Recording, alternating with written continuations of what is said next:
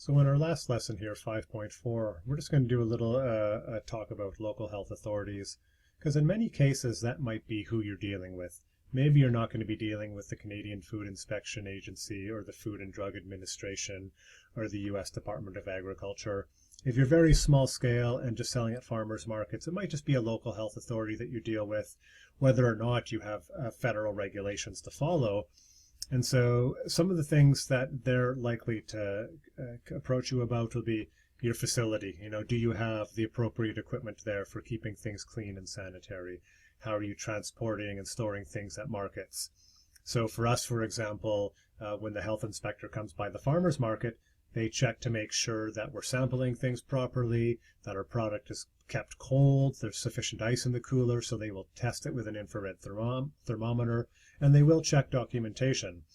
You might also want to know what your local farmers market's requirements and exemptions are for carrying microgreens. Some may just consider microgreens just regular produce, and some may have more strict requirements for whatever reason.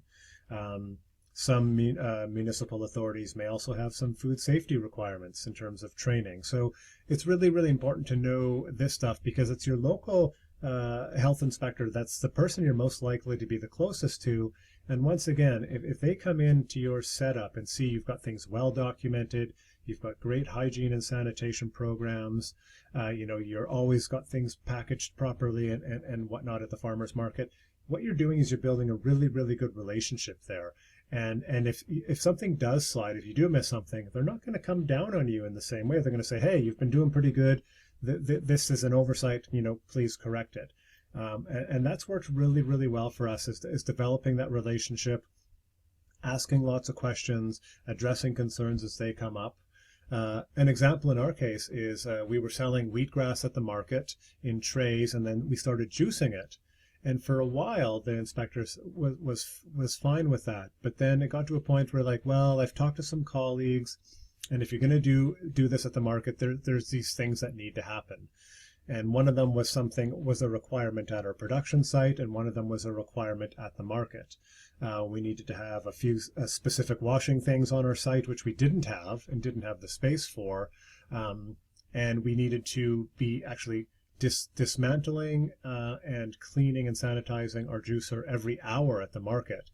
And between those two things, we realized actually it's probably not worth it to sell it at the market. So we're just going to drop that product.